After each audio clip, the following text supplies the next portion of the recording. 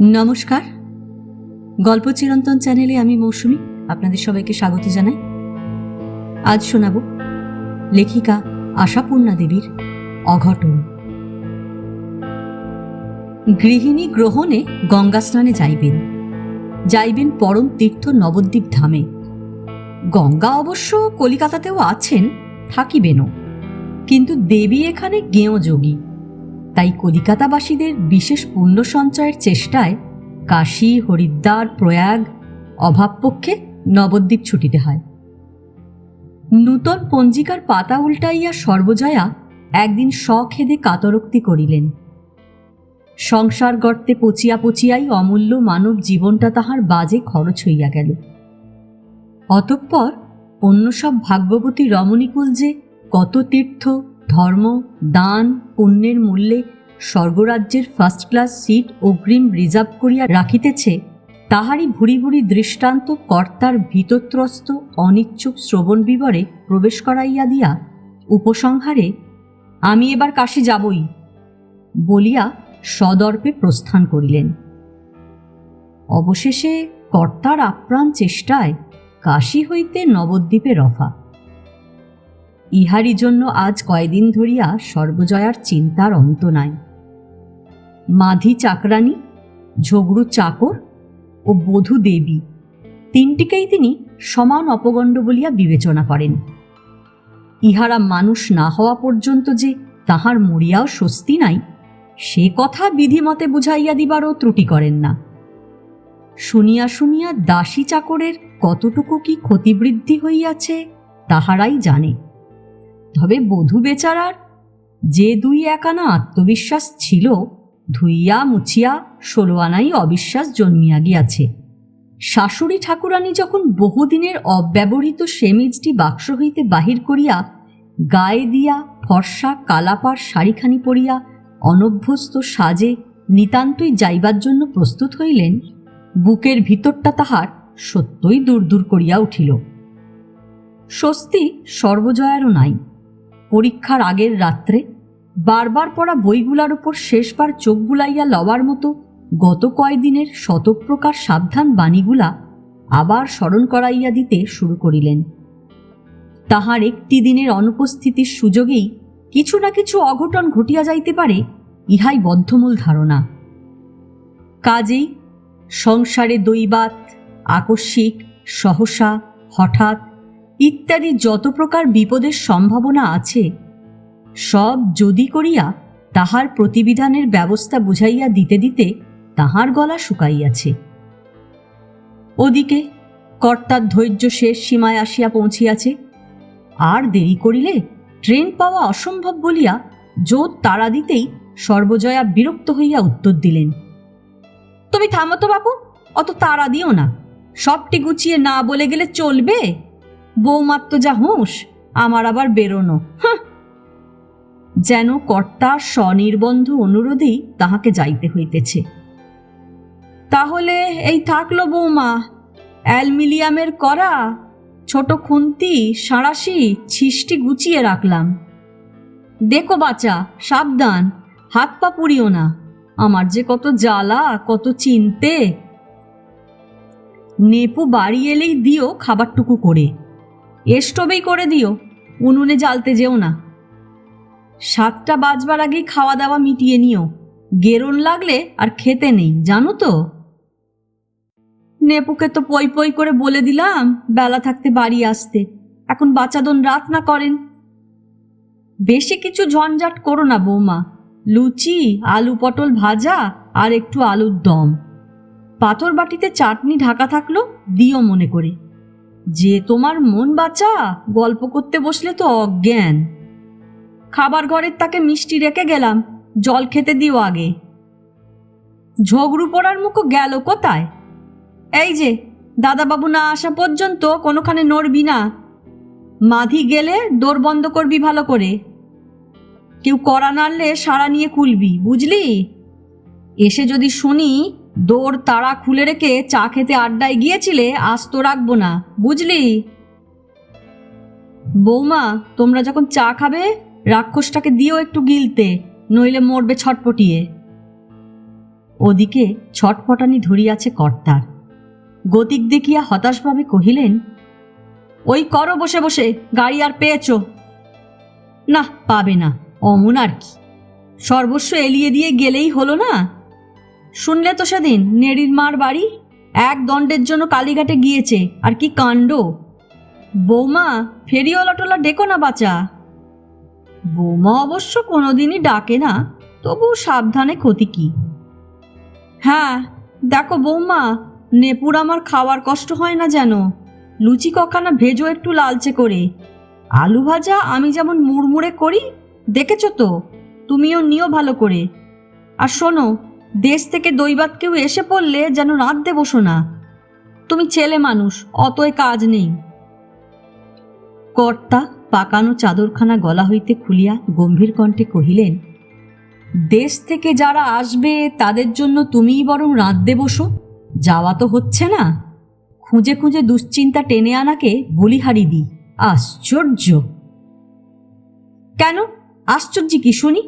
সেবার চূড়মণি যোগে দেশ ঝেঁটিয়ে এলো না এক পাল, তাদের ভাত জল করতে আমারই যোগের চান মাথায় উঠল। গাড়ি ছেড়ে দেবে, মগের মুলুক আর কি, টিকিট কেনা রয়েছে না, নাও এগো, দুগ্গা দুগ্গা। নেপুটা আবার কখন আসবে জানি না, 7টা গেরন লাগবে, আবার গজগজ করছো? এই তো বেরোলাম বাবা, দুগ্গা দুগ্গা। ইহার পর বধূরা সুদীর্ঘ দিনটা পড়া, সেলাই, ঘুম কোনোটাই ধরিবার সাহস হয় নাই। 3টাতেই বেহুশ হইয়া পড়িবার সম্ভাবনা। ছাদে বারান্দায় ঘুরিয়া ঘুরিয়া ঘর ঝাড়িয়া দুপুরটা কাবার করিল এবং কলে জল আসিতে গা ধুইয়া লইয়া কেশের বিশেষ পারিপাট্য সাধন করিয়া আলমারি হইতে একখানি রঙিন শাড়ি বাহির করিয়া পড়িল। সর্বজয়ার আশঙ্কা অমূলক।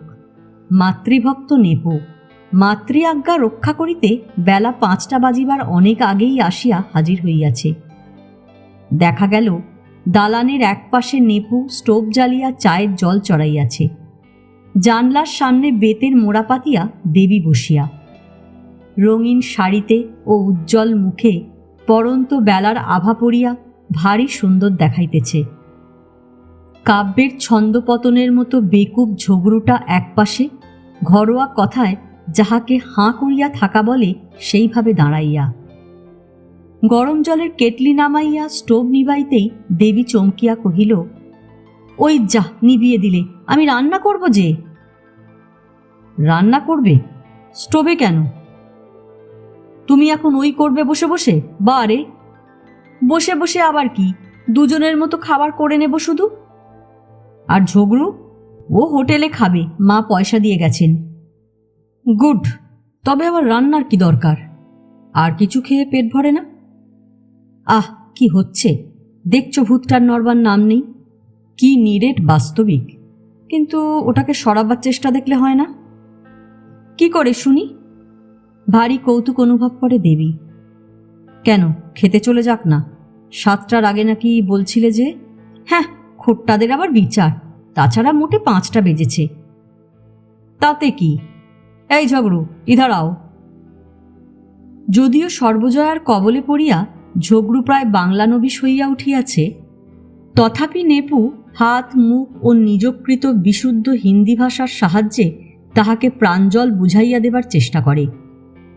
ইহার পর অধিক বিলম্ব করিলে হোটেলে চাবি পড়িবে, কারণ আজিকার দিনে শুধু তামাশা দেখিতেই ঘাটে 10 লক্ষ লোক জমা হইয়াছে। তাছাড়া যাহারা স্নানপূর্ণ করিতে গিয়াছে তাহারা 2 হাতে সোনা রূপা ছড়াইতেছে, পথের লোক কুড়াইয়া শেষ করিতে পারিতেছে না। বিনা আয়াসে লাভবান হইবার ইহাই সুবর্ণ সুযোগ। ঝগড়ুকে অত বোঝাইবার প্রয়োজন ছিল না, সে নিজেই বাহিরে যাইবার সুবর্ণ সুযোগের অপেক্ষা করিতেছিল। আদেশ পাইয়া এক নিঃশ্বাসে 1 গ্লাস ফুটন্ত চা গিলিয়া দাদাবাবু প্রদত্ত একটি 1.5 মাপের কোট ও সুদৃশ্য নাগরা জোড়াটি পরিয়া সাজিয়া গুজিয়া বাহির হইয়া গেল। দুয়ারে খিল দিয়া আসিয়া দেবী তো হাসিয়াই আকুল, বলে, হলো তো আপদের শান্তি, এবার কি করবে শুনি? সে শুনলে তুমি বিস্মিত, স্তম্ভিত, উল্লসিত, পুলকিত হয়ে উঠবে। কপট বিস্ময় দুই চোখ বড় বড় করিয়া দেবী বলে, তাই তো, শেষ পর্যন্ত মূর্ছিত হয়ে পড়ব না তো? সে তুমি জানো। নেপু পকেট হইতে দুইখানি টিকিট বাহির করিয়া দেখায়, মেট্রোর। পুলকিত না হইয়া উপায় আছে কিছু? দেবী ছোঁ মারিয়া কারিয়ালয় টিকিট দুইখানা। উমা, সত্যি তাই বুঝি? তুমি কি ভালো। কিন্তু পরক্ষণেই পূর্ণিমা চাঁদে মেঘ ভাসিয়া আসে। বেশ দিনে আনলেন, বাড়িতে কেউ নেই, বেরোনো হবে কি করে? বাড়িতে সবাই থাকলেই খুব সুবিধে বেরোনোর, কেমন? নেপু মুখ টিপিয়া হাসে। ঘরের কথা প্রকাশ করিলে নিন্দার মতো শোনায়। সুবিধার সত্যই অভাব। নেপুর মা অমন দুইজনে একলা একলা হঠাৎ করিয়া বেড়ানো পছন্দ করেন না। গুরুজনের সামনে একটু ভব্যতা সভ্যতা থাকা উচিত। যাক না দিন কত, দুই চারিটি বাচ্চা কাচ্চার মা হোক, তখন আর চোখে খারাপ ঠেকিবে না। শখ সাদ তো পালাইতেছে না। আজকালকার ছেলে হইলে হয় কি, নেপু বড় মুখ চোরা। তার নেপুর মাই কি তেমন বেয়াক্কেলে? মেয়েরা শ্বশুরবাড়ি হইতে আসিলে নিজেই তিনি বধূ কন্যা নাতি নাতনিদের এখানে ওখানে যাওয়ার ব্যবস্থা করিয়া দেন। বাহন অবশ্য নেপুই। দুইজনে একলা বেড়াইবার স্বাদ দেবীর বিলক্ষণ আছে, তবে প্রকাশ করিবার সাহস হয় না। তাহলে বড় তালাচাবি বার করো একটা, দরজায় দিয়ে যেতে হবে তো। নেপু তাড়া দেয়, আর কিন্তু সময় নেই মোটে। আচ্ছা, ঝগড়ুকে তাড়ালে কেন? বাড়ি আগলা তো বসে। তোমার যে বুদ্ধি, বাড়ি আগলাক আর সব রহস্য প্রকাশ করে দিক। তাও বটে। আর দেখো, খুব ভালো করে সাজটাজ করে নাও, খুব স্মার্ট দেখায় যাতে। দেবী হাসিয়া ফেলে। আর নিজে? আমি তো বাহন মাত্র। দেবী মূর্তি নিয়েই লোকের ভাবনা, বাহনের জন্যে কে মাথা ঘামায়। স্তবস্তুতিতে সুপ্রসন্ন হন না এমন দেবী স্বর্গেই বিরল, তা মর্তে। প্রসন্ন হাসি হাসিয়া দেবী বলে, তা তো বেশ কথা, কিন্তু রান্না হলো না যে। ধেত্তেরি, রান্নার নিকুচি করেছে, পথে বেরোলে আবার খাওয়ার ভাবনা। ফাড় পোয়ে খাইয়ে আনবো তোমায়, চলো। তখন যে গ্রহণ লেগে যাবে চাঁদে, দেবী মনে করাইয়া দেয়। নেপু মাথা নাড়িয়া বলে, হুম, আমার আকাশে চিরপূর্ণিমা, গ্রহণ লাগে না।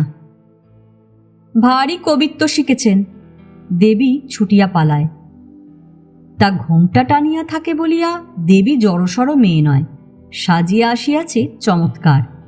হাই হিল শু ও হাই কলার ব্লাউজের সঙ্গে ম্যাচ করিয়া পরা বরদা শাড়িতে বাস্তবিকই ভারী সুন্দর ও স্মার্ট দেখাইতেছে তাহাকে।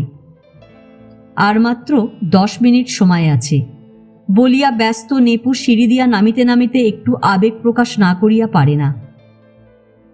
থাকগে, আর যায় না, চলো দুজন ছাদে গিয়ে বসিগে। এত সুন্দর দেখাচ্ছে তোমায়, পথে বার করার সাহস হচ্ছে না। তাই বলিয়া দেবীর এত কবিত্ব নাই যে অত সাজসজ্জা করিয়া বাহির হইবার মুখে ফিরিয়া গিয়া ছাদে বসিবে। ঝঙ্কার দিয়া বলে, আহা, সঙ্গে থাকবেন তাও সাহস হচ্ছে না, ডাকাতি করবে লোকে কেমন? আশ্চর্য নয়। নেপু যেন হতাশভাবে বলে, নাও চলো, নেহাত যখন একলা আমায় দেখিয়ে তৃপ্তি হবে না তোমার। রাত 2টা, গ্রহণ অনেকক্ষণ ছাড়িয়াছে। বিছানায় চাঁদের আলোয় ছড়াছড়ি। ঘড়ির শব্দে চমকিয়া দেবী বলে, ও কি, 2টা বাজলো কেন? এর মানে? নেপু নিশ্চিন্ত স্বরে বলে, মানে কিছুই নয়, প্রতি 60 মিনিট অন্তর মানুষকে একবার করে সচেতন করে দেওয়া ওর ডিউটি। কিন্তু আর সব কখন বাজলো শুনতে পেলাম না। তুমি যখন গান গাইছিলে তখন 12টা বেজেছে। সত্যি এমন মিষ্টি গলা তোমার, কিন্তু একটি গান কখনো শুনতে পাই না। সে খেদ অবশ্য দেবীর মনে বিলক্ষণই আছে। বিবাহকালে সঙ্গীতবিদ্যার পারদর্শিতা একটি বিশেষ গুণ বলিয়া বিবেচিত হইয়াছিল, কিন্তু ওই পর্যন্তই। সে গুণের সদ্ব্যবহারের আবশ্যকতা কেহ অনুভব করে না। কিন্তু সে কথা খুলিয়া বলিতে গেলে গুরুজনের নিন্দা আসিয়া পড়ে। তাই হাসিয়া বলে, ভালোই তো, নিত্যি শুনলে অরুচি ধরে যেত। কিন্তু এইবার কাপড় চোপড়গুলো বদলাই। সারা রাত সিল্কের শাড়ি পরে বসে থাকবো নাকি সংসেজে? ভোরবেলা ঘুম ভাঙিয়ে দিতে হবে জানো তো, মা নেই, তোমার অফিসের ভাত। কর্তা গৃহিণী যখন আসিয়া পৌঁছিলেন, দেবী স্নান সারিয়া রান্না চাপাইয়াছে। নেপু রান্নাঘরের সামনে রোয়াকে কামাইবার সরঞ্জাম লইয়া বসিয়াছে, এবং ঝগড়ু বেচারা গত রাত্রে সোনারূপা তো দূরের কথা, একটি তামার পাই পয়সা পর্যন্ত কুড়াইয়া না পাওয়ায় দুঃখে বিরস ম্লান মুখে বাহির দুয়ারে মাথা হেলাইয়া দাঁড়াইয়া আছে। সর্বজয়া গাড়ি হইতে নামিয়াই কহিলেন, কিরে, খবর ভালো তো? ঝগড়ু মাথা হেলাইয়া সায় দেয়। আকাটের মতো দাঁড়িয়ে আছে দেখো, হতভাগার যেন সব বিটকেল বলিয়া কর্তৃত্বের বিরাট মহিমা সম্বন্ধে সকলকে সচেতন করিয়া দিবার জন্যই বোধ করি উঠানে অবস্থিত মাধিকে একপালা অহেতুক তিরস্কার করিয়া লইয়া রান্নাঘরের দুয়ারে আসিয়া দাঁড়াইলেন। নেপু অবশ্য চম্পট দিয়াছে, একদিকে সকণ্টকিত গণ্ড লইয়া। দেবী সন্ত্রস্ত দৃষ্টিতে চারিদিক চাহিয়া দেখিতেছে কোনোখানে ত্রুটি রইয়া গিয়াছে কিনা। সর্বজয়া সস্মিত বচনে বলেন, এই যে রান্না চড়েছে বৌমা, নাও বেরিয়ে এসো, আমি যাচ্ছি। দেবী ব্যস্ত হইয়া বলে, এখনই আপনি ঢুকবেন কেন মা? কাপড় চোপড় ছাড়ুন, স্নান করুন। না বাছা, চান আর করছি না, রাত 12টা অবধি গলাভর জলে। মা গঙ্গা এখন মাতায়, তসরখানা পরে এই এলাম বলে। আমি বলে হুড়মুড় করে আসছি, এখন তো ট্রেন নেই। যাত্রীর ভিড় দেখে পেশাল নাকি একখানা দিয়েছে, তাতেই চলে এলাম। তুমি ছেলে মানুষ, একলা রয়েছ, আমার কি স্বস্তি আছে? তিনি ব্যতীত একদিনের জন্য অপর কাহারও সংসারের রথের চাকাখানা চলিতে পারে, এ চিন্তা তাহার আসে না। উপর হইতে তসর কাপড়টি পরিয়া নামিয়া আসিতে আসিতে সর্বজয়া হৈ হৈ করিতে থাকেন। হ্যাঁ বৌমা, কি কাণ্ড! যেখানকার যা ছিষ্টি পড়ে, রাঁধুনি কি হয়েছিল কাল? তাকের ওপর মিষ্টিটুকু পর্যন্ত ঢাকা রয়েছে, ব্যাপার কি গো? কলিকালে নাকি ধর্মাধর্ম লোপ পাইয়াছে সব, মিথ্যাও নয় কথাটা। নেপু যেন এইমাত্র মায়ের সাড়া পাইয়া তোয়ালে হাতে বাহির হইয়া বলে, মা এলে নাকি? কেমন পুণ্যি টুন্নি করলে? খুব ভিড় হয়েছিল তো? তার বলতে লোকে লোকারণ্য, কে কার মাথায় পড়ে, কে কাকে মারিয়ে দেয়, এমনি অবস্থা। গৌরগঙ্গা মাথায় থাকুন, অমন জায়গায় মানুষে যায়?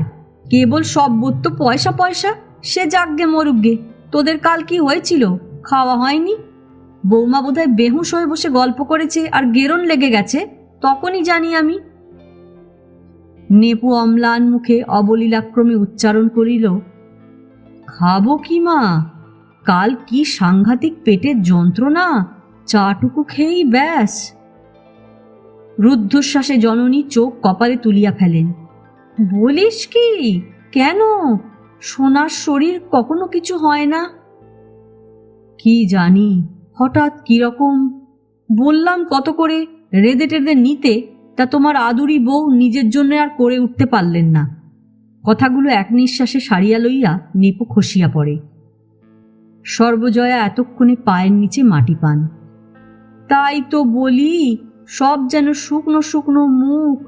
হ্যাঁ বৌমা, তুমি এই স্ত্রী মানুষ, রাত উপসী থাকলে কি বলে? বৌমা দিব্য সপ্রতিভভাবে বলে, হ্যাঁ, একলার জন্যে আবার আপনিও যেমন। ইহার পর শত আপত্তি সত্ত্বেও নেপুকে পাতিনেবুর রস, নুন, জোয়ান ও টাইকোসোডা ট্যাবলেট খাইতে হয়, একটাও বাদ দেওয়া চলে না। দেবীকেও এক রেকাবি খাবার লইয়া বসিতে হয় বই কি। পুত্রবধূর মুখের কল্পিত শুষ্কতা লক্ষ্য করিয়া সর্বজয়া ব্যস্ত হইয়া ওঠেন। সঙ্গে সঙ্গে আবার সখেত কাতরোক্তি করিতে থাকেন। মরিয়াও সোয়াস্তি নাই তাহার। একবেলার জন্য নড়িয়াছেন কি একটা অঘটন ঘটিয়া বসিয়া আছে। তাকের মিষ্টিটুকু পর্যন্ত পারিয়া খাইবার ক্ষমতা বইয়ের নাই, এমন কপাল সর্বজয়ার। কিন্তু ইহার বিপরীতটা দেখিলেই কি খুশি হইতেন সর্বজয়া? মুখ দেখিয়া তো মনে হয় না। এই গল্প এখানেই শেষ। গল্প পাঠ ভালো লাগলে লাইক, শেয়ার, কমেন্টস করতে ভুলবেন না। এখনও যারা আমার চ্যানেলটা সাবস্ক্রাইব করেননি তাদের সকলের কাছে অনুরোধ রইল, প্লিজ আমার চ্যানেলটা সাবস্ক্রাইব করে নেবেন। পাশে যে বেল নোটিফিকেশনটা আছে সেটা অবশ্যই প্রেস করে দেবেন। আজকের মতন নমস্কার।